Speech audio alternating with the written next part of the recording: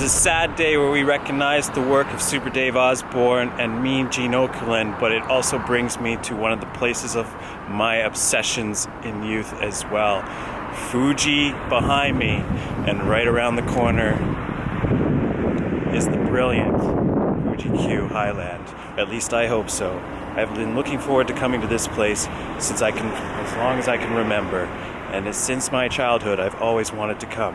And now here I am. I cannot believe it. First rule of the day is do not trust the Apple Maps app for where you're going, because it's just going to take you to a residential area, as I am in now, stuck with the park in the background that I just want to get to, and I can't get there. So losing time already.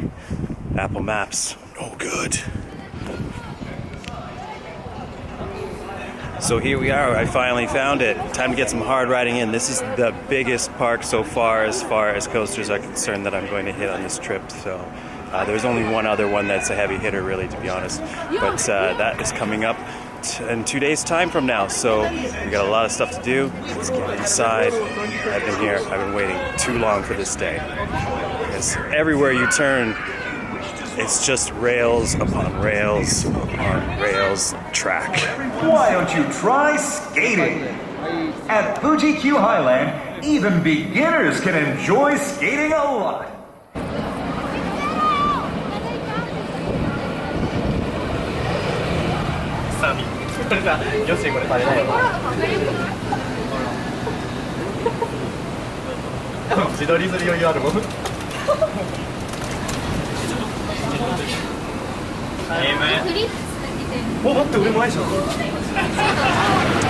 So somewhat oddly, I was just about to do the haunted hospital themed maze attraction here,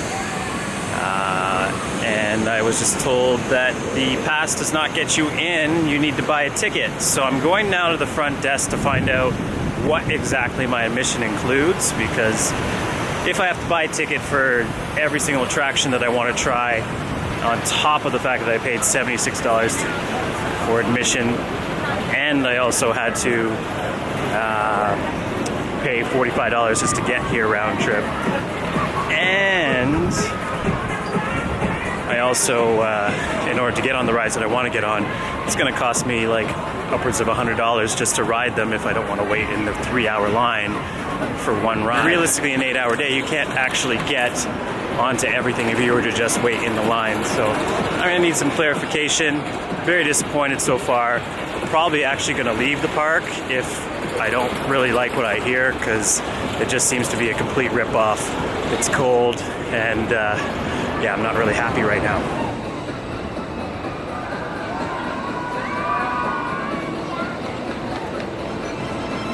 All right, that's it. I left the park. I'm done. Well, I actually haven't. I'm going back as I'm retracing the steps that I took originally to get in. Can't see me too well, unfortunately, here. But I have to just, while it's on my mind, give another pet peeve. There's only one ATM here, and if you don't have a Passmo card that's charged accordingly, when you're looking to use Visa, you can't do that for Fast Pass attractions. So at the same time, you obviously you're here for one thing usually, which is to ride the roller coasters. At least that's what I'm here for. So, but in addition to this, the only ATM in the building or in the complex is at the front entrance before you actually get to the actual front entrance of this park.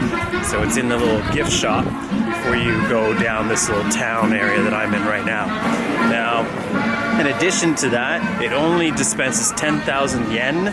So you're basically going to have to take out like 100, 200, 300 bucks just to get some money out of the machine. I don't know if that's a glitch for today, but it seems a little ridiculous because it makes it so that way you have to take out a ton of money, which unfortunately I had to do twice because of that. So yes, hopefully the frustrations are over. I'm gonna go and get something to eat and maybe get a drink before I re-tackle this park, because so far my patience is being weared today. So pardon the squinting, because yeah, it's very, very intense. It's sunny today. The wind is not too intense, but like there's a mild breeze. Maybe it's because we're surrounded by buildings here, but Fujiyama has just closed. I haven't even got on it yet. I had my chance when I got here. Hopefully it's open later. That's Dodonpa going by. It's a little bit loud, of course, because it's 170 miles per hour that you go, 170 kilometers an hour that you go. So yeah, it's not turning out to be such a great start here. I did finally go to the information counter, and she clarified for me that just the scare attraction is an upcharge, so I can't get a ticket there. I don't know where, but I'm gonna try. I'm gonna go back there and try it again. I might go to Dodonpa first because I kind of need to get on something, and I've been here now almost 2 hours and I haven't even ridden the coaster yet. So yeah, it's not going so well, but here we go. We're gonna continue on. I am staying. We're gonna give this a shot. Let's give Fuji-Q another chance. All right, so here we go. I've got my 2 priority passes for Dodonpa and Takabisha is really what it's called. I could get the Takabisha fast pass right off the bat, so I'm going to go on in first. Dodonpa, my pass is for 3 o'clock, so I might have to get another one for it if I want to get more than one ride on it today. Unfortunately, I can't get a ride in on it early, so that way I could discover whether or not I want to do 2 rides on it or not, but that's just the nature of the game here. So yeah, we're going to go on to Takabisha. We're finally going to get onto a ride.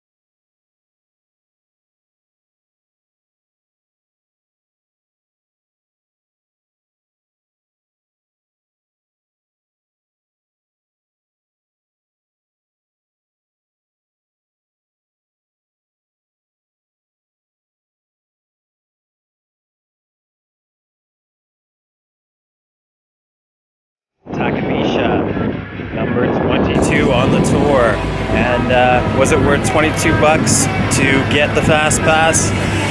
Did get a front row ride, so I would say for my first experience it was worth it. It was definitely, to be honest with you, I've never been on a Gerstaller before, so it's kind of unusual that it's my first one.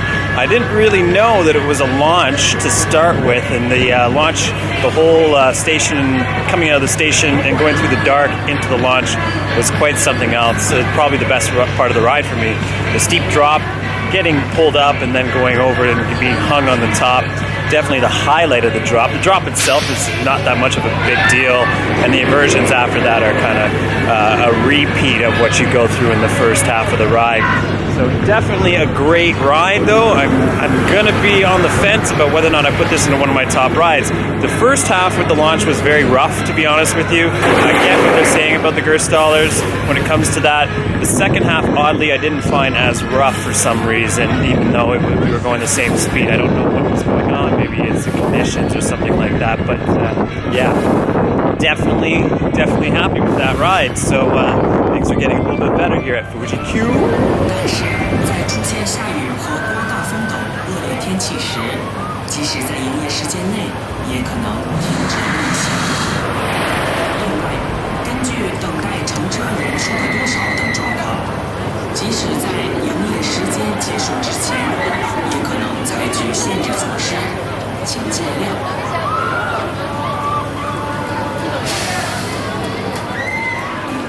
So I finally found an attraction with a suitable weight to take advantage of the fact that I have free rides on the pass, but I'm not really getting free rides necessarily.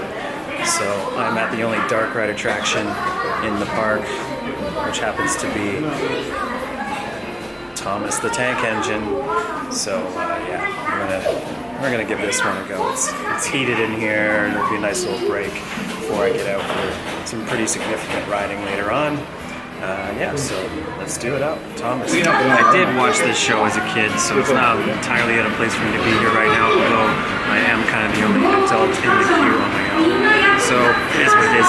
It's not like I haven't done Fuji-Q already on this trip anyway. We're basically here for dark rides and coasters, and I'm going to continue that theme.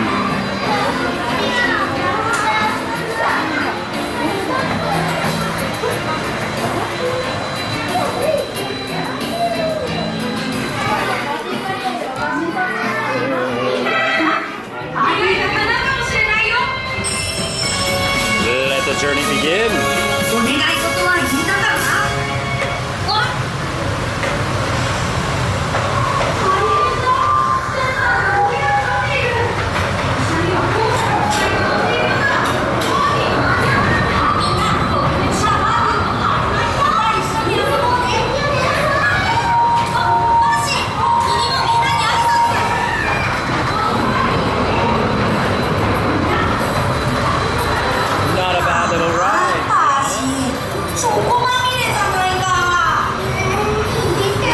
Thomas done. To be honest, that's a pretty solid little ride there. Lots of practical sets. Not much to look at as far as detail is concerned, but very cute little concept as far as like the train. They nailed it when it comes to that. I'm surprised there's not that many kids here actually lined up for it, but there's not that many kids here at all. It's not a very kid-ish park. They kind of focus on the adult attractions and then encourage kids to go on them. So it's a good place to get an early start with your thrill ride life, I guess.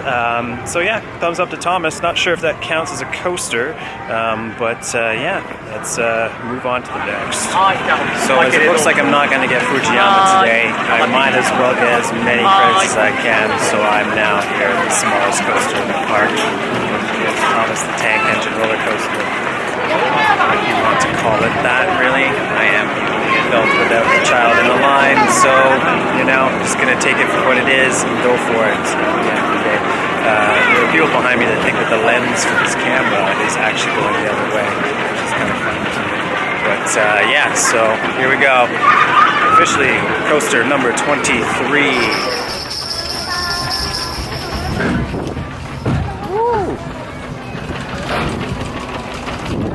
Going to be the most intense ride of my day, but probably also the most fulfilling.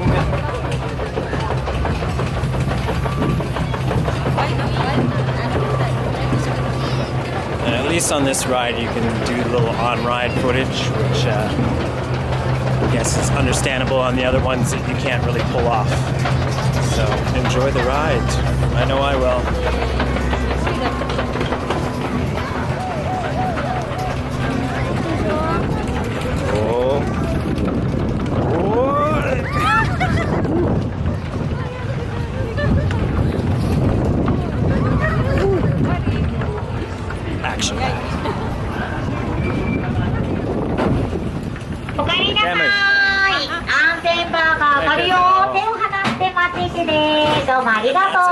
Should get the name right on Rock and Roll Duncan, which is the coaster I just came off of, and also the shortest coaster I've ever done.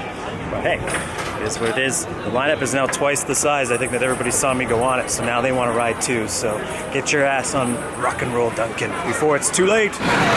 Okay, so it is getting just 3:15 right now, and I have a couple more notes. I'm going to get into the major portion of my riding now today, as I'm off to Dodonpa to ride for the first time, and I'm hoping that Eejanaika has some fast pass tickets left. I kind of left it because when I did do my first fast pass, I didn't have wait at all when I got to the top, and there was no wait at the machine. There's actually people buying tickets right now, so it looks like I'll be able to get 2 rides on 3 of the major coasters. Fujiyama has not budged.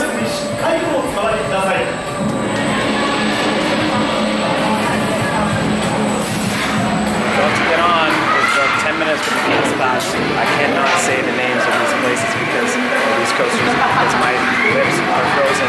I can't deal with it, but I'm getting in a better mood. I'm doing all right. I'm sure after this ride, I'll be right back to my normal self. So here we go. Dodonpa. So here it is. It's the Face ID system we have, and another little iPad that sets you up. I do also like the way it's basically right in the center. He sits in the center and sets people off, which is kind of like a cool position. It's a little different than how usually things go for these rides. So yeah, it's kind of cool. Cool lighting in here too. And yeah, that's alright. Now we're gonna go.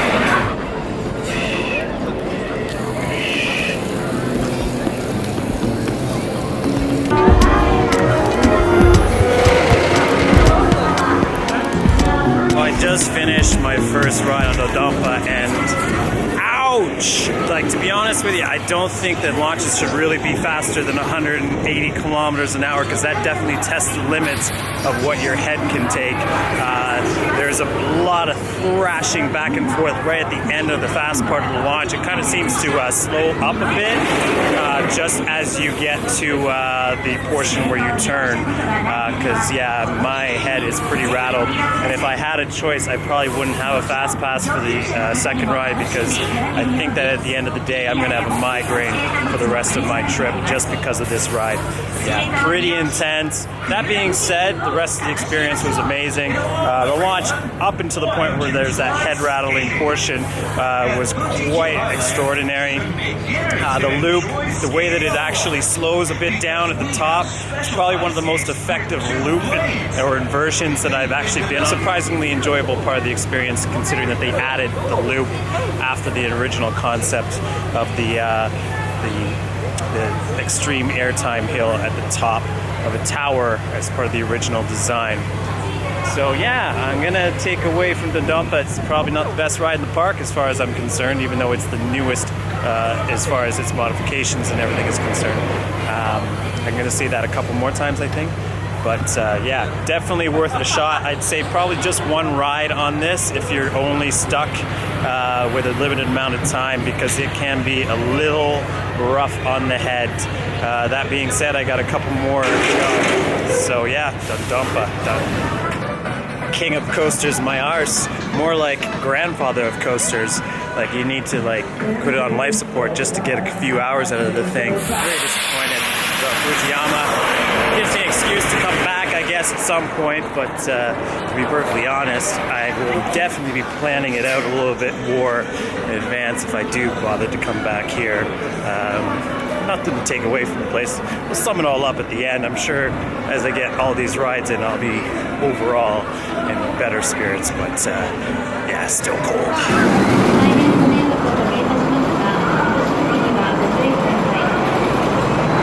Eejanaika is number 25 on my coaster tour. Fast pass. We're in the hectic time now. The next 2 hours I got 5 rides to do, including a half an hour scare show. So we're in there.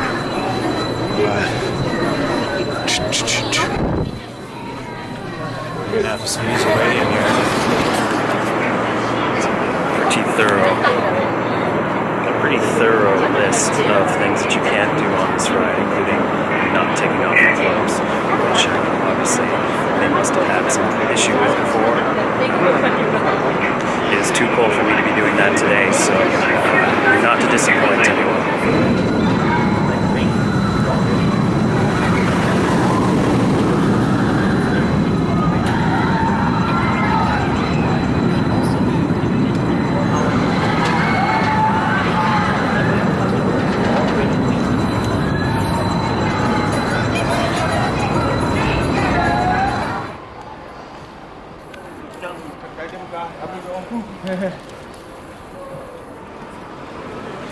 So Bit Madness, it's 5 after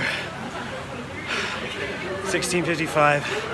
I just got here in time to cash in my ticket after 3 checks on Eejanaika, and I'll sum that ride up after my second ride if I make it. That's gonna be my last one. I'm gonna go there last because it took 40 minutes even with the fast pass to get on it. So prepare yourself accordingly. I might just fit in the 3 rides, completely out of breath, but here we go. 4 more things to do.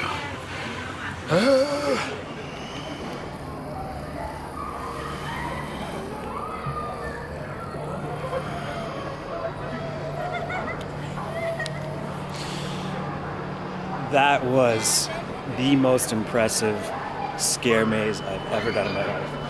And I was in there for a little over half an hour. Everyone was shocked that I did it on my own, and I'm kind of shocked too. That was unbelievable. That was worth $36. That was worth coming here just for that. Unreal. So we're doing pretty good for time here. It's 5 minutes to 6.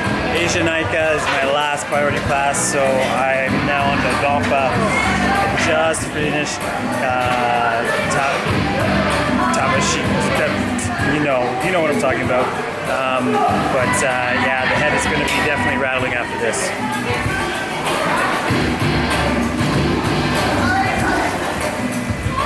Takabisha. Oh man, the trips today. I'm tripping, but you know what? Having a good time now.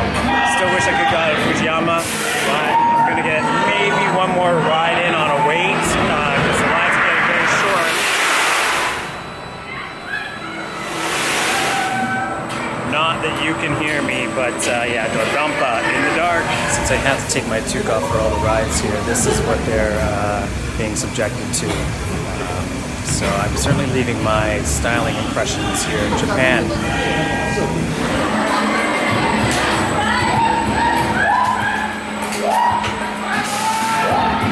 Okay, so this is it. It's 6 p.m. Just finished on Dodonpa for the second ride. The night ride definitely as intense as my earlier experience. In fact, my head is kind of really rattled right now. I was warning the gentleman I just rode with that it's a one-time only coaster if you're going to be managing your headache for the day. Off to Eejanaika for one more ride with my fast pass. Its lineup is probably still in the hours. The 2 rides that are behind, so Dodonpa and Takabisha, their lineups are pretty short compared to what they were earlier, but at the same time, I don't think I'm going to be able to do Dodonpa again. That's just glutton for punishment.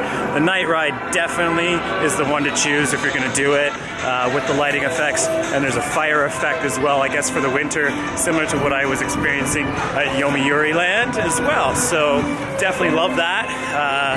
But yeah, definitely the night ride takes precedent over the day ride for sure. Awesome experience. Takabisha in the night, definitely improved as well. To be honest, I love that coaster. I really liked it a lot.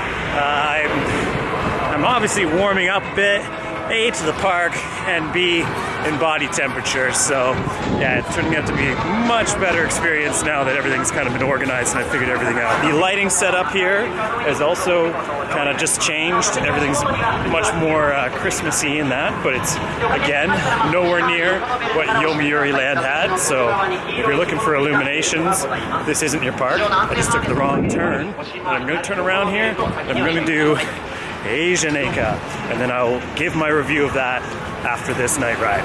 Also, a little tip as well, if you're going to be doing a lot of rides, or at least the coasters here, and you have a lot of stuff on you, like myself, you can either carry a little bag with you and just put it all in there, and that way you can just basically throw it in the locker. I've got 2 bags on me, but I'm just basically throwing both into the lockers, so that way the whole process is a lot quicker. They check your pockets and stuff just like they did at the Thunder Dolphin at Tokyo Dome.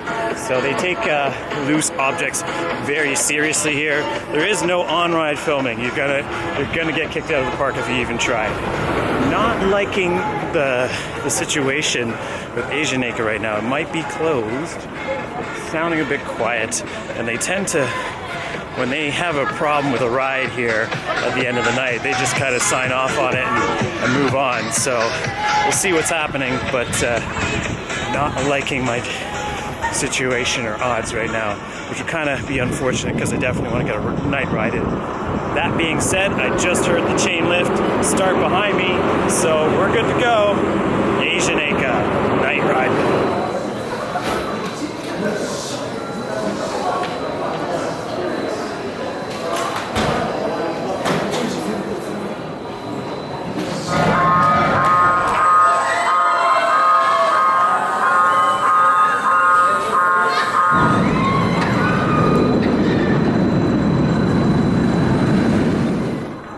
So that's it. We are probably done for the night. It's the rides are closing up. Eejanaika has to be the highlight of this park without question. Like, it is pretty much X to the max. It's pretty much the same layout as X, but just seems to be a little bit smoother and re-rideable, whereas the 2 rides I had on the original X, I could not do another one after that. I'm gonna move on down the park because I'm gonna try to get to see if I can get on Takabisha again, but as you can see, the park is pretty well empty, so I think that the chances of that are slim to none, which is fine. I got what I needed to get done except for Fujiyama. I'm gonna, just because of that scare maze, I will come back to this park regardless. It was that good. Outside of the fact that, yeah, the one coaster that I pretty much this place is known for, and the whole reason why I know about it is not open today. Had I had prepared a little bit more, I probably would have went straight onto it while it was still open. Probably not going to get over that if I don't get back to this park again sometime soon. But needless to say, I am satisfied with my day here at Fuji-Q. I did start out pretty much on a bad note, as I've obviously gone into much detail about, but you know, I missed a lot of attractions here. There isn't that much to do, to be honest. There's probably like just short of 20 attractions, which when you compare it to something like Yomiuri-land, which has about almost twice that amount, and also with the illuminations and everything, for the price that I paid for today, I'm pretty much underwhelmed with the price point and that, but at the same time, you're just not going to beat some of these rides. Takabisha will be opening in New York, so I'll have a version of it to ride soon, closer to my hometown, which I'm looking forward to. I think they're blasting the music to get people out of here. Yeah, most of the rides are now closed, so even though the park is technically open for another 45 minutes or so, they do close things down pretty early. That being said, Dodonpa is still going on behind me. Eejanaika is also doing its final runs here as well. Now, I did get a unique situation where I got in the back of the train, which is what I wanted to be for that second ride. In the dark, unbelievable. The coaster overall is just in the day or in the night. It doesn't really matter when you ride it. It's going to be one of the experiences of your coaster life if you're into that sort of thing. Now, that being said, we did get the unique experience of having a transfer track take us to the storage shed side, and they actually took the second train and put it into the shed and then transferred us back. It was actually, to be honest with you, a much quicker process than, say, earlier when I had 3 checks for security reasons and we switched seats and stuff like that. They were nice enough to let me in because I was a little bit late for my fast pass, but because I was a single rider, they basically overlooked the time and got me on. It's starting to get a little cold. My fingers are getting cold. I don't know really how to wrap it up here, so I'm gonna carry on, see if I can get on something else and wrap it up at home. So as I went into before, this Face ID situation here also lets you get in and out of the park in addition to getting onto all the rides. So I'm just gonna go through it here because one thing, if you're a little bit taller, you have to duck down because the camera is not situated in a place where you can actually get into the screen. So let's do this.